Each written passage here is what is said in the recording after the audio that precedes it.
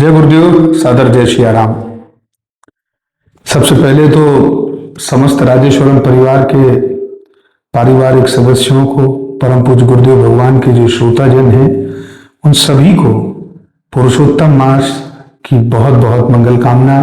और विशेष रूप से आज अपनी बात करने के लिए भी यहाँ पर उपस्थित हूँ कि कैसे परम पूज्य गुरुदेव भगवान पिताश्री का वह संकल्प जो उन्होंने अपने जीवन काल में ही लिया और उनका भाव किस तरह से इस सनातन में एक नई चेतना का उदय हो, नई चेतना का संचार हो। और उसके लिए उन्होंने मूल रूप से यह सोचा कि जब तक आध्यात्मिक और भगवान के सामीप्य के क्रम में, उनके सानिध्यता के मूल में जब तक आम जनमानस नहीं पहुंचेगा, तब तक निश्चित रूप से सनातन में नई चेतना का संचार हम नहीं कर सकते। तो उसके लिए उनका भाव बड़ा श्रेष्ठ रहा। वे कहते थे कि सदैव आस्था हमारी सनातन है और होनी चाहिए, लेकिन व्यवस्था युगानुकूल होनी चाहिए। और जब आस्था और व्यवस्था का समागम हो, तभी हम नए युग के क्रम में बढ़ सकते हैं। इसी भाव को पूज्य महाराज जी ने अपने एक सुंदर गीत में भी पिरोया। में राम भक्ति का अलख जगाने जाएंगे, राम कृपा से जन जन का दुख दूर भगाने जाएंगे। शबरी केवट गीत जटायु को भी जिसने अपनाया, उन्हीं राम जी की घर घर में कथा सुनाने जाएंगे। ब्राह्मण क्षत्रिय वैश्य शूद्र यह चारों अंग हमारे हैं, भेद भले ही रहे भेद का भाव मिटाने जाएंगे। नारी का सम्मान जहाँ है वहीं देवता बसते हैं, मनुज जाति को मनु वचनों की याद दिलाने जाएंगे। माता पिता गुरु गौ माता तुलसी पूजा घर घर में, संतों के इस सपने को साकार बनाने जाएंगे। भारत भारत रहे न इसमें होवे कभी महाभारत, भरत राम के प्रेम की सुरसरी धार बहाने जाएंगे। हृदय हृदय होवे आलोकित भ्रम का दूर अंधेरा हो, राजेश्वर आनंद ज्ञान का दीप जलाने जाएंगे। जिसकी कुछ पंक्तियां मैं आप सबके समक्ष रख देता हूं कि गांव गांव में राम भक्ति का अलख जगाने जाएंगे, हम जन जन का दुख दूर भगाने जाएंगे। उसी में भी कहते हैं, शबरी केवट गीत जटायु को भी जिसने अपनाया, उन्हीं राम जी की कथा हम हर घर में सुनाने जाएंगे। गांव गांव में राम भक्ति का अलख जगाने जाएंगे। वैसे तो इसकी कई अंतरे हैं, लेकिन मूल रूप से मैंने यही भाव क्यों प्रस्तुत किया।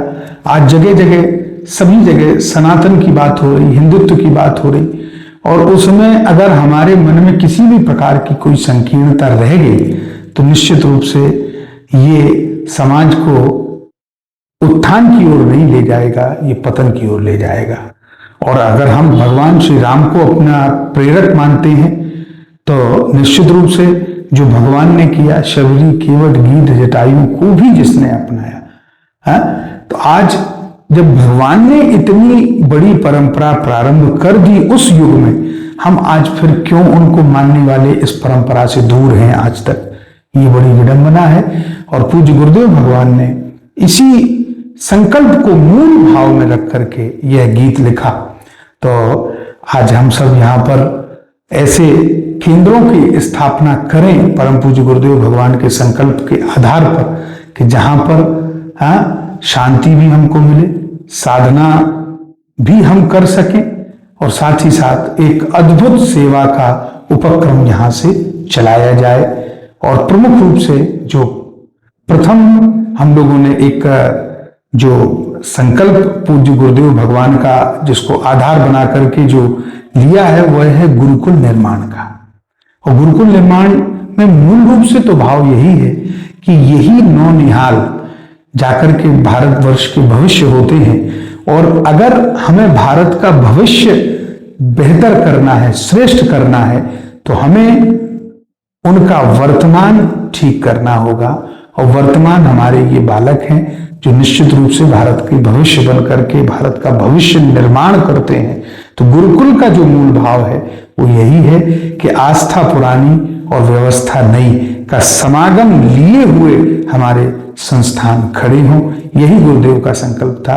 मैं पुनः आप सभी लोगों को इस मल मास में यह आपको यह सूचित करते हुए हर्षित भी हो रहा हूं कि पचोखड़ा आश्रम में यह कार्य प्रारंभ हो चुका है। इसलिए हम सबको पूज्य गुरुदेव भगवान के संकल्प को साथ लेकर के उनकी एक एक बात को हृदयंगम करते हुए उनके संपूर्ण संकल्पों को पूरा करने में अपनी सहभागिता सदैव प्रस्तुत करनी है।